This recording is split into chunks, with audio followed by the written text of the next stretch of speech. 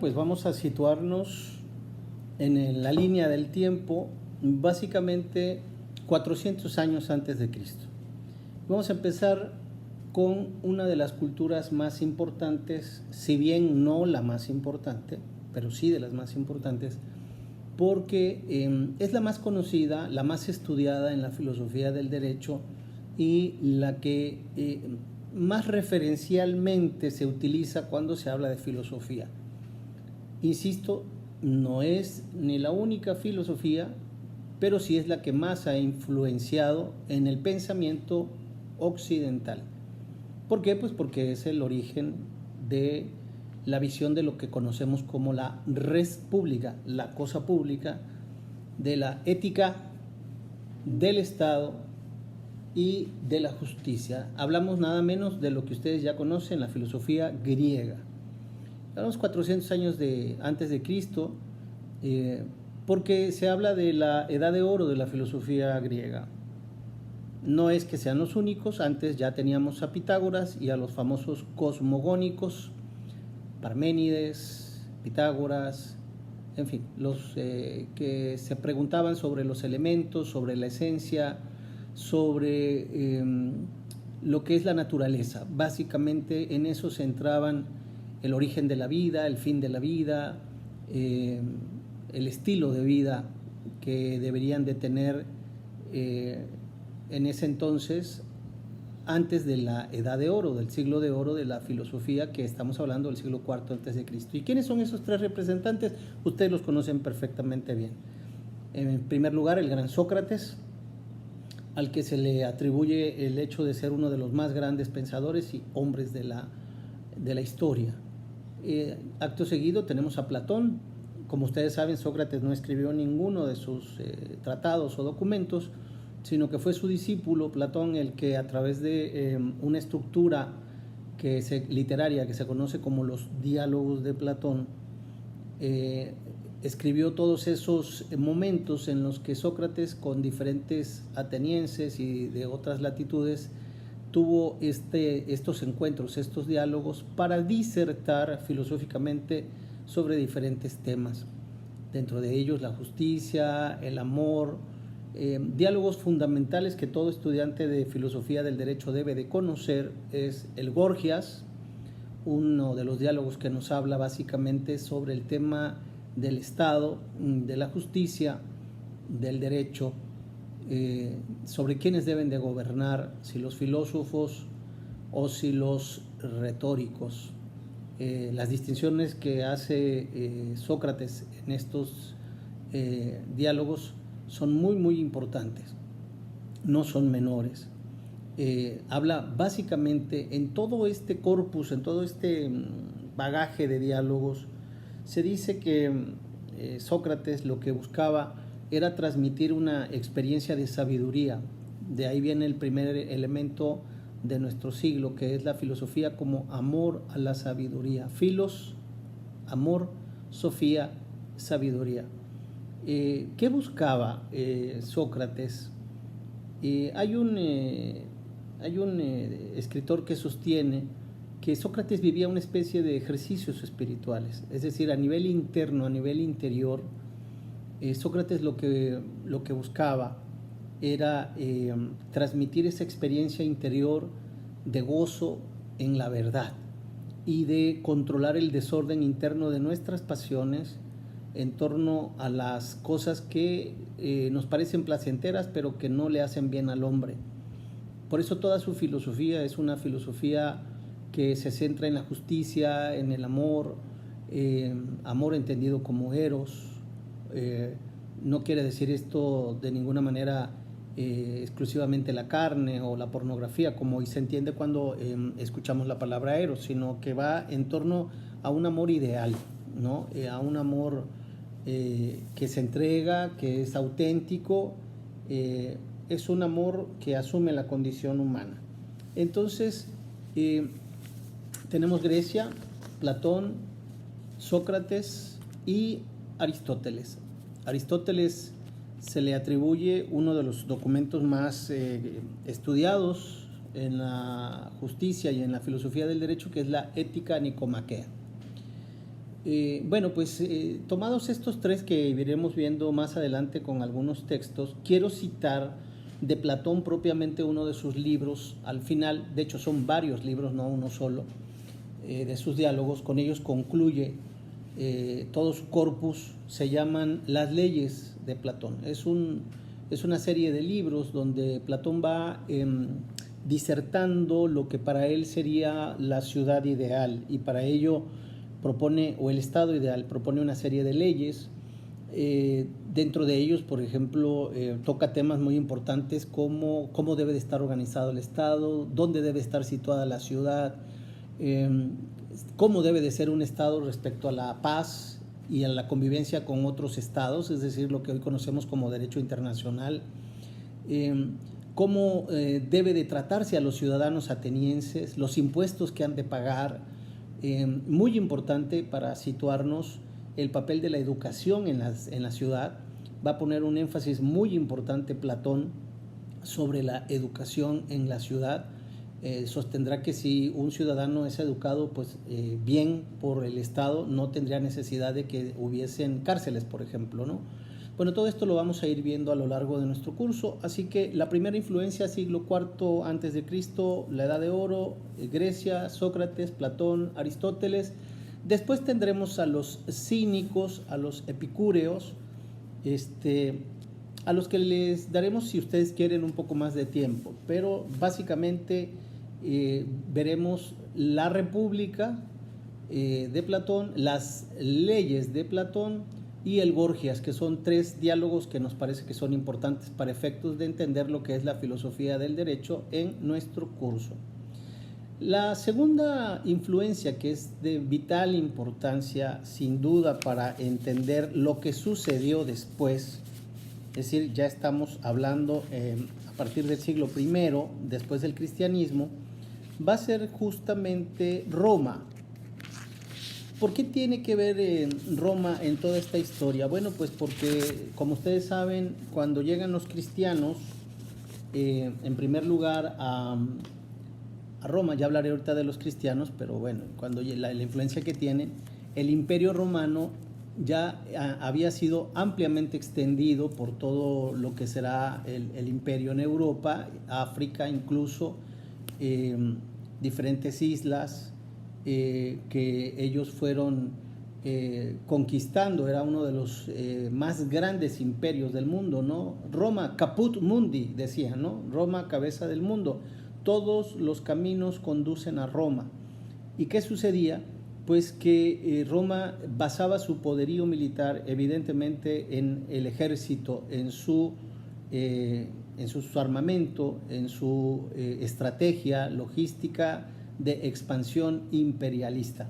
Pero detrás de eso hay una visión del Estado, hay una visión del poder. Ahí vamos a entrar a un tema filosófico, la filosofía del poder, que estaba ostentada por un emperador. Y estos emperadores evidentemente se ostentaban a sí mismos como dioses. El caso de Nerón es un caso emblemático. Nero redivivus, decía, ¿no? Nerón no muere, sino que revive.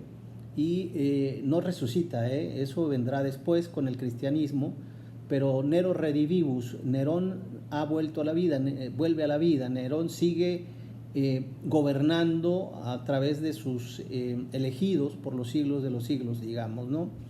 Esta manera de ver el poder y de perpetuarse en el poder de los romanos va a ser muy, muy importante hasta que se topa con el cristianismo. Insisto, llegamos al siglo I. ¿Quiénes son los principales representantes de la filosofía, digamos, en Roma? Hay mucho que estudiar respecto a ellos, pero solamente nos entretendremos en Séneca y en Cicerón. Algunas de sus máximas que son estudiadas. ¿Y por qué ponemos atención en ellos? Pues porque de Roma nos va a venir justamente una visión de lo que después se conocerá como derecho canónico o derecho romano.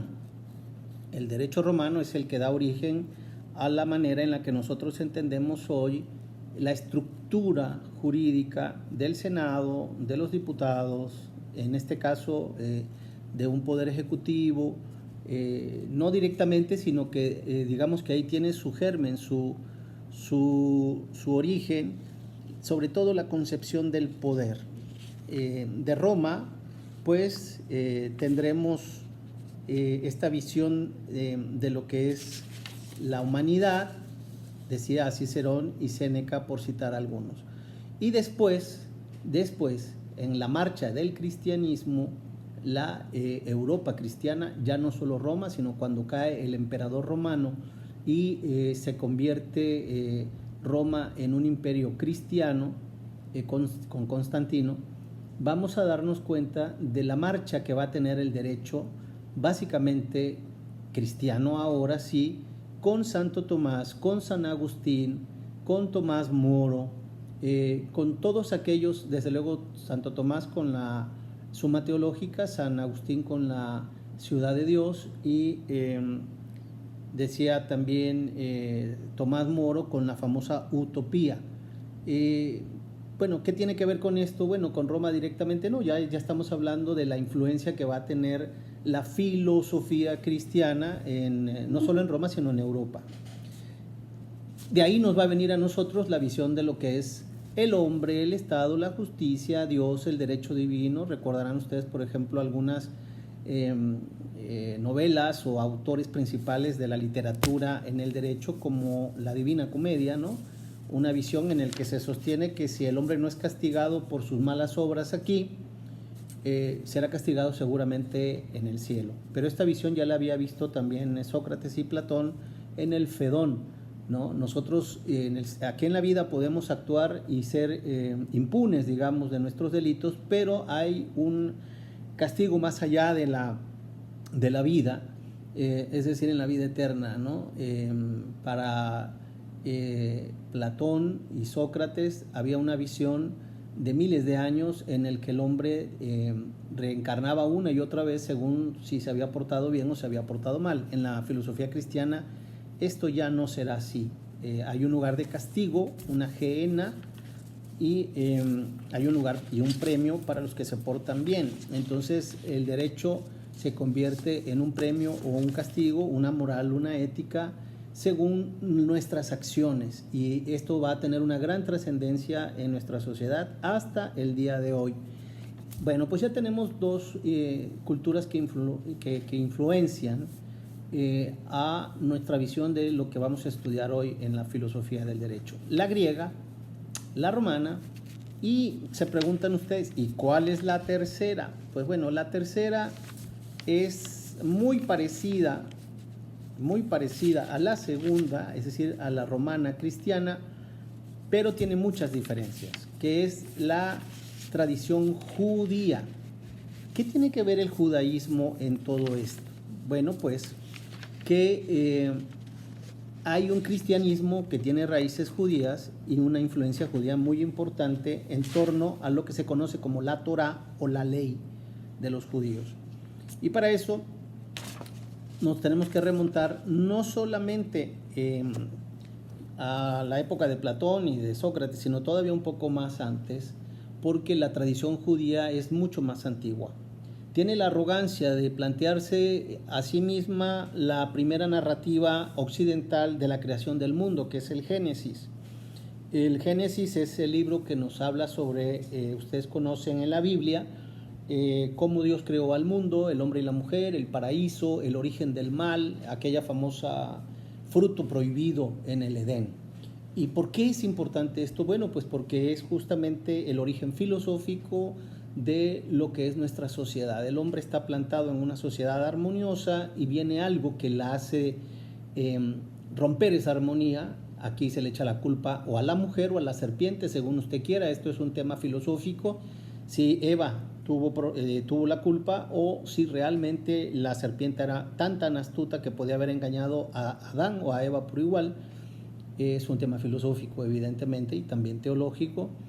Entonces, la famosa serpiente es el origen del mal, de toda injusticia, de toda iniquidad. Atención con esta palabra porque la vamos a utilizar muy seguido en nuestro curso, la iniquidad.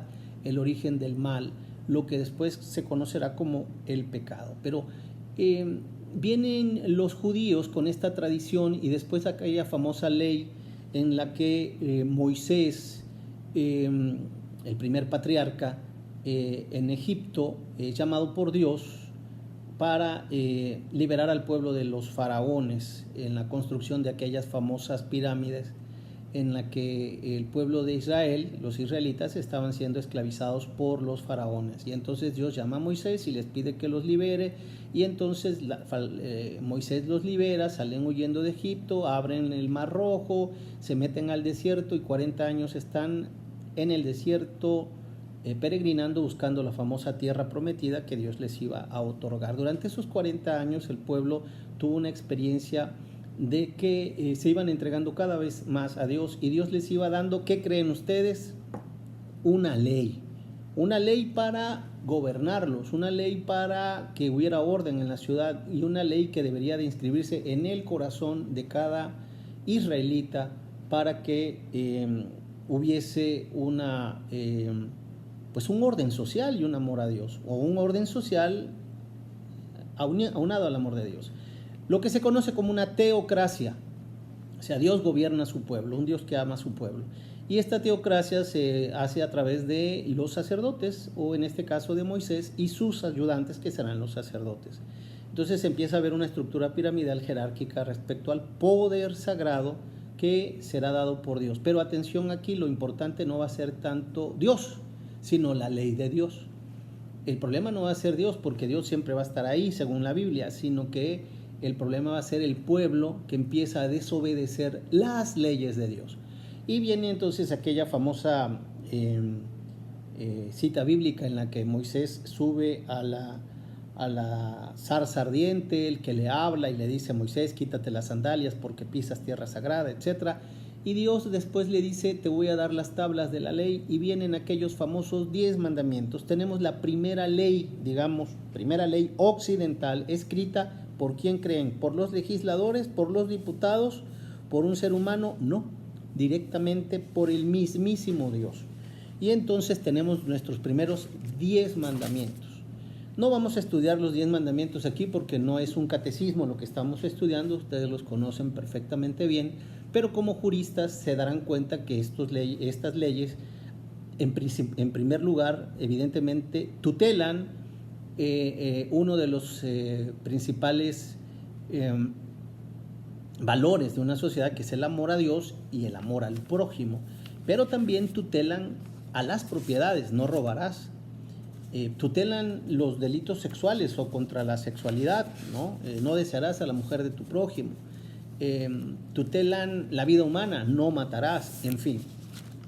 Esos 10 mandamientos siguen vigentes hasta hoy y no son exclusivamente religiosos. Son mandamientos que afectan a la vida humana para la organización correcta de una sociedad.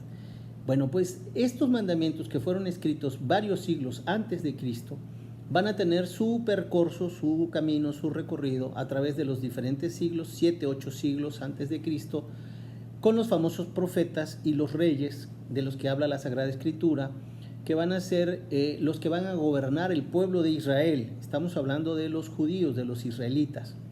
Y entonces vamos a tener por ahí a los profetas Isaías, Jeremías, que van a ser profetas con un gran contenido social, con un gran discurso social en favor de los pobres y contra la injusticia, contra la iniquidad. Jeremías e Isaías van a ser 2 grandes profetas que van a morir precisamente perseguidos por la gente por decir y hablar en contra de la injusticia. ¿De quién? Básicamente de los poderosos, de los reyes, contra los israelitas. Bueno, pasamos rápidamente para que ustedes conozcan, estamos haciendo un recorrido para llegar hasta la filosofía hoy. Tenemos ahí al rey Salomón, al rey David, y vamos a encontrar diferentes narrativas bíblicas muy, muy bellas y muy interesantes que nos van a ayudar a entender la filosofía del derecho. El rey Salomón pide en concreto a Dios sabiduría, no riquezas, ni que derrote a sus enemigos, por decir algo, ¿no? Bueno, ya veremos algunas citas bíblicas. Algunos elementos que todavía siguen hasta nuestros días son, por ejemplo, la ley del levirato, por ejemplo, ¿no? Hay diferentes leyes que pegaron a los judíos y que las respetaban obedientemente. ¿Por qué? Porque eran ley de Dios. ¿Por qué va a ser importante? Insisto, porque Dios dejó estas leyes y porque cuando viene el Hijo de Dios, que va a ser Jesús, nace en una cultura judía. Es decir, el Dios cristiano es antes que un Dios cristiano, es decir, antes que ser Jesús, Jesús es judío. Y como judío va a hablarle en primer lugar a los judíos y hablar de la cultura judía. La cultura judía se daba en torno al templo y a la ley de la Torá, y Jesús va a promulgar una nueva ley, no la ley de los 10 mandamientos, sino aquella famosa que dijo: les doy un mandamiento nuevo, que se amen ustedes como yo los he amado, y al prójimo como ustedes mismos. El mismo Jesús se va a proclamar como el nuevo Moisés, es decir, ya no hay un Moisés legislador y ya no tienen que haber 700 y tantas leyes como encontramos en el libro del Deuteronomio, sino que va a haber una sola, y va a ser la palabra de Jesús la que va a ser la rectora, la que va a ser el canon, de ahí viene la palabra canon, ¿no? La regla de lo que será la nueva sociedad de los cristianos. Entonces ya tenemos estos tres elementos: la griega, la romana y la judía o israelita, que van a confluir para hacer lo que hoy nosotros conocemos como la filosofía del derecho. Así es como llegamos a nuestra primera clase, y pues lo primero que tenemos que entender es qué es filosofía. Decía hace un rato, la filosofía es el amor a la sabiduría. Pero se ha entendido, decía yo hace un rato, como si fueran unos ejercicios espirituales. La sabiduría no es un acto de la inteligencia y de la razón, un acto especulativo, un acto que solamente habla de la lógica, por ejemplo, simbólica. Yo tengo una discrepancia con algunos maestros de la misma universidad que piensan que la filosofía es hacer un estudio estructurado de los silogismos, de los imperativos categóricos, ¿no? Ver en qué te equivocas racionalmente. No, eso es epistemología y un poco la lógica, ¿no? Y uno puede tener errores en la lógica y equivocarse, porque equivocarse es humano. Pero la filosofía es mucho más profunda y mucho más bella. La filosofía es precisamente esto que está inscrito en el alma de los seres humanos, en el espíritu de los seres humanos, que nos hace exclamar siempre la búsqueda de la verdad y de la libertad y de la justicia. Yo les decía que si tú vas caminando en la calle y un día ves que le golpean a una mujer o que quieren maltratar a un niño, instintivamente, naturalmente, te sale el deseo de salir y decir no. ¿Por qué? Porque dentro de ti lo que existe es la bondad. Hay una disputa entre Rousseau y Voltaire, en el que sostienen que si el hombre es malo por naturaleza o el hombre es bueno por naturaleza. Y nosotros sostenemos, los filósofos, que el hombre es bueno por naturaleza, que la sabiduría te hace tender, te hace ir hacia lo sabio, lo bueno y lo justo. Decían tres entidades de la filosofía: lo bueno, lo justo y lo bello. Esas tres cosas están inscritas en nuestro corazón, ¿no? Y que todo ser humano tiende a admirar lo bello, un atardecer, una mujer o un hombre, según los gustos de cada quien, una flor, un buen platillo, ¿no? Lo bello, lo estético, ¿no? Lo justo también, lo santo, ¿no? Lo bueno. No nos gusta lo malo. La maldad no es parte de la naturaleza humana, aunque forma parte de la realidad humana, pero eso lo platicaremos más adelante. Entonces, filosofía es amor a la vida, amor a la naturaleza, amor al cosmos, amor a la religión, el que es religioso, amor a Dios. Pero no crean ustedes que la filosofía son actos de gente iluminada, que sabe mucho, que cree mucho, que ha leído mucho y que te puede citar a 40 filósofos de memoria y te dice: hombre, yo soy un gran filósofo. Y entonces tenemos maestros que llegan y te empiezan a citar 30, 40 filósofos. ¿Cómo sabe este maestro? Bueno, podrá tener mucha ilustración porque también hay una teoría de la ilustración, ¿no?, de Rousseau y de la ilustración de la edad moderna, los enciclopedistas, que creen que saber o amar a la filosofía es tener un montón de conceptos sobre uno, de filosofía del derecho positivo, del derecho natural, y entonces con eso dicen, wow, ya este maestro sí sabe mucho. No se trata de que tenga mucho conocimiento literario, se trata más bien de que en su vida haya rectitud, haya justicia, haya bien, haya bondad, y si ustedes quieren también misericordia, porque dentro del elemento de la justicia también cabe la misericordia.